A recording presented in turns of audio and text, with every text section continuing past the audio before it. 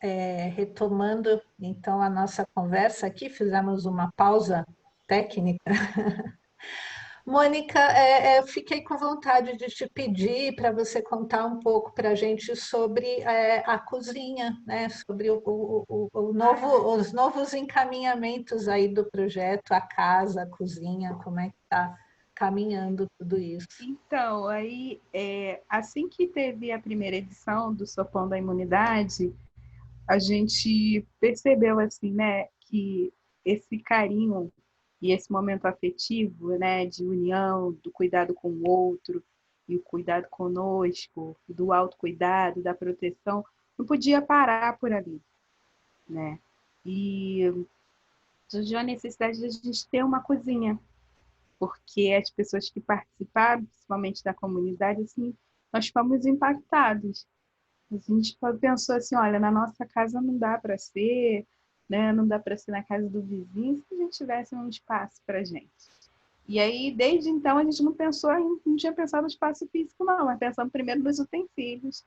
E aí a galera da UFRJ, da FAO, levantou logo uma campanha, foi muito engraçado, porque eles levantaram uma campanha logo do fogão e do freezer, né? Porque o que aconteceu também?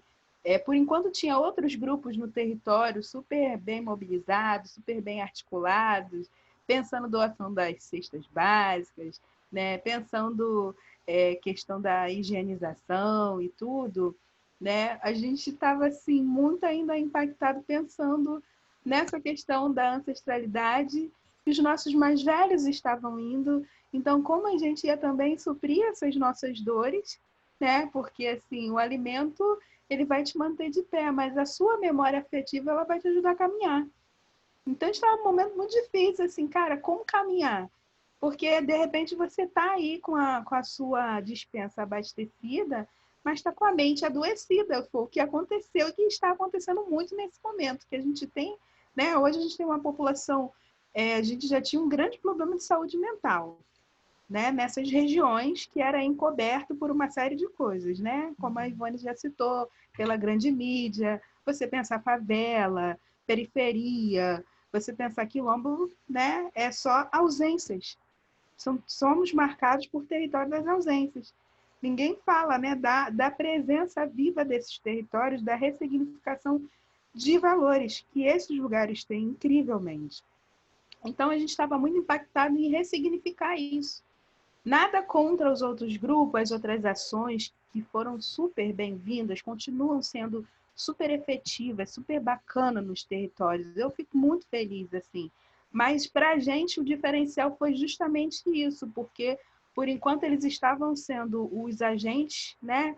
Os agentes não, os protagonistas mesmo da emergência, nós estávamos querendo ser só os agentes de mudança. E se essa mudança começasse na gente, já estava valendo. Se essa mudança minimizasse as nossas dores de perda, né, já estava valendo, já era o suficiente. Porque muitas casas, por exemplo, que a gente chegou ou chega para entregar o sopão, ou a pessoa que chega na unidade para receber o sopão, você não sabe a luta que foi daquela pessoa para ela chegar para receber aquele alimento. Do pensamento dela assim, cara, alguém preparou alguma coisa para eu comer. Num universo muito individualista que a gente vive, né? Então, assim, eu entendo, Angélica, seu ponto de vista de falar, caramba, a pandemia não trouxe nada de bom. Mas, amiga, eu posso dizer que nesses territórios a gente pôde ressignificar o que realmente seria um caos. A gente pôde Verdade. entender que o maior caos estava antes da pandemia, que a gente não se olhava e não tinha tempo nem de dizer bom dia um para o outro. Que o bom dia só era virtual no WhatsApp, entendeu? E muitas vezes não era nem por um áudio, era de uma figurinha, de um strike. Então, esse bom dia estava automatizado através de uma figurinha. Então, isso foi muito importante ressignificar tudo isso. Então, né, conforme a gente está conversando aqui, tem essa importância assistencial nos territórios, assistencialista, tem a sua importância. O Rio de Janeiro agora, através do Raimon, acabou de aprovar uma lei emergencial voltada para isso, que eu achei bacana, né? Estou estudando ela ainda para ver como vai ser o desenvolvimento, estou super curiosa, né? Mas, assim, o que importou para a gente, unidade, Paz RJ, né, foi que aqui no Rio de Janeiro tem 2 unidades, uma na Baixada Fluminense, em Caxias, e a outra aqui, agora Vigário Geral, foi exatamente isso, é manter essa conexão afetiva. O que eu tiro da pandemia, né? Se o caos está lá fora, a gente pelo menos queria, o nosso desejo foi minimizar ele dentro da gente, porque a gente viu pessoas se apavorando de uma tal forma, né? Como eu te falei, dentro de todo esse universo de dificuldade que o PASES e o território que ele atua possui. E aí, assim, essa galera, eu conversando com eles, na verdade eu não conversei com eles, eles me procuraram, e aí me perguntaram, e aí, como é que vocês estão? Estou precisando de cesta básica, estou precisando disso, estou precisando de kit higiene, kit de limpeza. Eu falei assim, olha, a gente até tá, mas aí comecei a trocar uma ideia, cara, mas eu estou tão preocupada com comportamento, tô incomodada pra caramba com tudo isso que está acontecendo. Assim, será que isso vai durar pós-pandemia? Porque até então ninguém lembrava da gente. Né? Como é que você vai falar de segurança alimentar na favela? Né? É um termo que é até um palavrão, é até um abuso. Eu virar e falar assim, oi gente, hoje vamos falar de segurança alimentar para os alunos, olha só. Né? E muitas das vezes o único lugar que eles arranhar ouvir essa palavra talvez foi na escola na hora da merenda, né? Então assim a gente tinha pela frente um desafio muito grande e aí em vez de não que a gente não trabalhou as doações que chegaram, não que a gente não ajudou a articular, como eu continuo ajudando a articular bastante doações, a gente conseguiu doações para o Hospital Getúlio Vargas, que é um hospital de emergência aqui perto, né? A gente conseguiu suprir Clínica da Família com algumas doações de álcool, máscara, a gente foi indicando, né? Mas não que isso não fosse o nosso foco principal, era importante essas questões. Mas o afetivo da gente estar ali fazendo aquela comida nos moveu mais de dar continuidade a essa história. Então surgiu a necessidade mesmo assim de ter esse espaço onde a gente possa trabalhar a nossa mente. Tão importante, né, quanto alimentar nosso corpo, também alimentar a nossa alma, alimentar a nossa psique. E surgiu essa necessidade, assim, e a gente começou a orar mesmo, a vibrar nesse propósito de ter um espaço para a gente exercer isso e atender famílias, porque a pandemia ela pode passar, eu creio que ela vai passar, mas eu acho que esses gestos, essas pequenas ações, né, como o sopão da imunidade, que a gente já narrou, que é uma coisa simples, que está no meio de todo mundo, está na família de todos, né, ficasse e dali a gente pudesse trabalhar de forma muito mais utilitária para a sociedade. E aí a gente conseguiu uma pessoa, um parceiro nosso, semeador, que está cedendo uma casa para a gente ocupar. E aí nós estamos agora montando uma cozinha industrial nessa casa e sala de terapêutica de atendimento durante a pandemia, mas breve vamos implantar os projetos do PASES, da creche, que é um sonho, né? Que é um desejo nosso, e o projeto Alimentação Saudável. Na verdade, o Sopão da Imunidade ele é uma ação social. O projeto mesmo Alimentação Saudável ele tem muito mais boas, muito mais escopo, ele não para por aí, ele vem disso mesmo, ele vem das hortas, é pensar teto suspenso na periferia e na favela, é sua pequena hortinha, é o autocuidado mesmo, né? Autopreservação. E quando a gente fala de imunidade, a gente lembra de todos os remédios, menos os fitoterápicos, né? Então, é resgatar tudo isso, né? Ter essa cozinha é exatamente isso, um espaço que a gente converse, dialogue sobre isso e produza alimentos saudáveis, assim, para o nosso corpo, para a nossa mente, para a nossa alma. E a gente está nesse processo agora do nosso chá de casa, que agora sim a gente tem uma campanha direcionada para isso, né? Estamos buscando aí parceiros, doadores, o espaço também precisa de uma reforma na estrutura, então a gente está buscando parceiros que ajudem a gente a se estabelecer e manter tudo que é bom, né? Manter tudo isso, manter esses valores ali concentrados e expandir. Esse é o nosso desejo. Então, já está encaminhado para continuar acontecendo, né? Para não ser um processo que interrompa com o eventual fim da pandemia, Mas tem muita potência aí, né, nessas iniciativas todas. E é muito, muito bonito de testemunhar. Mas a gente também, como é que a gente pode apoiar, né? A minha pergunta agora é assim, como é que quem tiver vontade de apoiar esses processos todos pode fazer? Então, a gente vai estar definindo isso agora com a chegada da Ivone, dia 22, a gente vai definir, estruturar isso mais, porque, como eu te falei, aqui no Rio de Janeiro a gente não procurou as pessoas para doações. As Uhum. pessoas vieram, né, semear.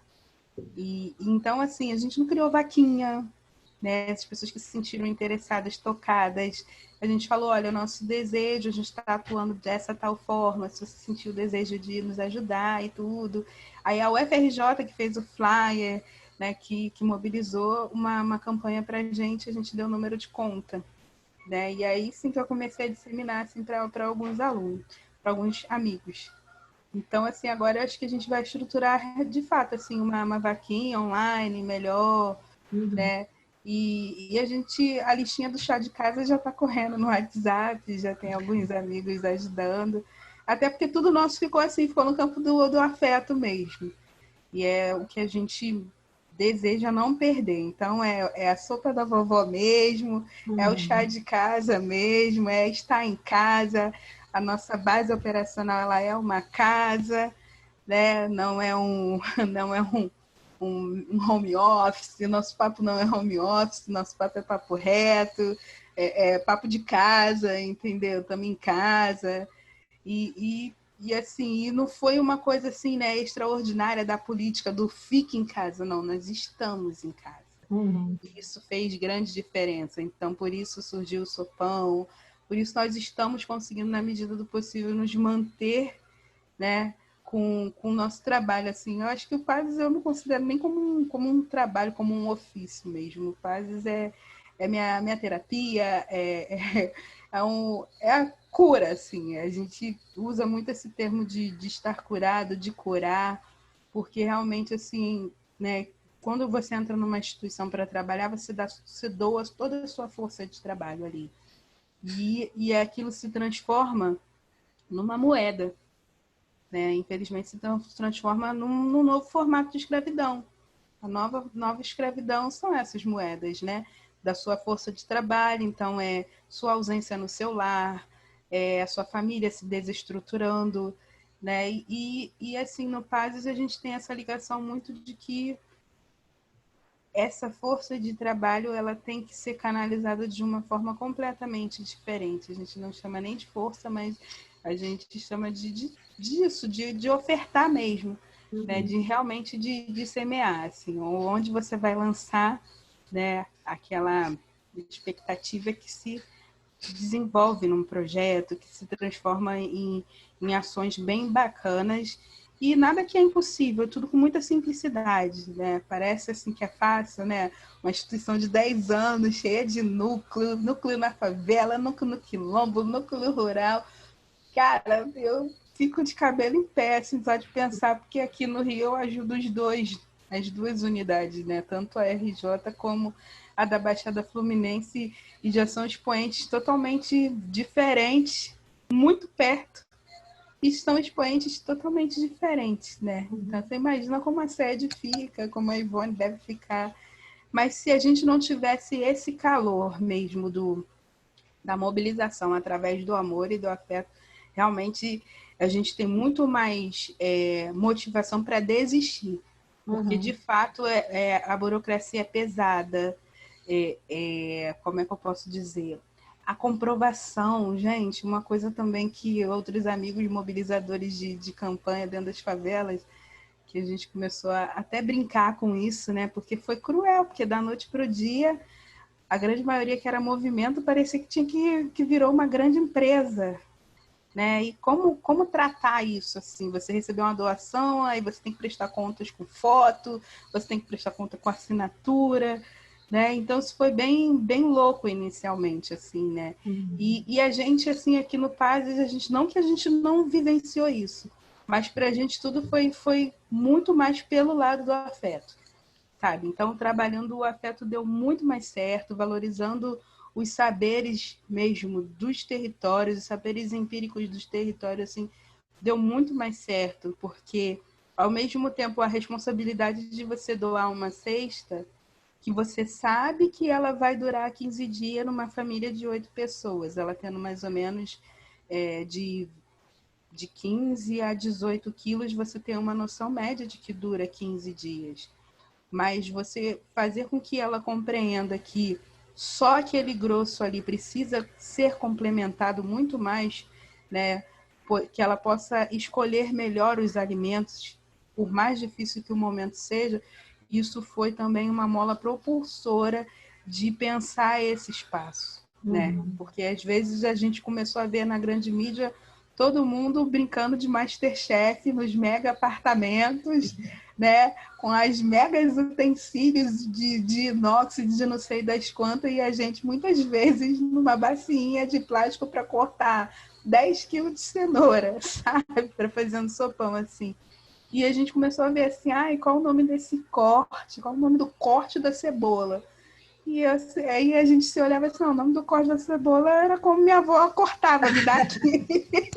Entendeu? Vamos botar aqui na tábua, vamos cortar assim. Ah, o nome do meu avô também fazia assim, assado, entendeu? Se essa cebola, se o cheiro da cebola subir e todo mundo começar a lagrimejar, é porque ela está muito ácida, então a gente tem que botar mais água aí, vai ter que dissolver, né? Pensar a temperatura, mas não por uma questão estética da comida.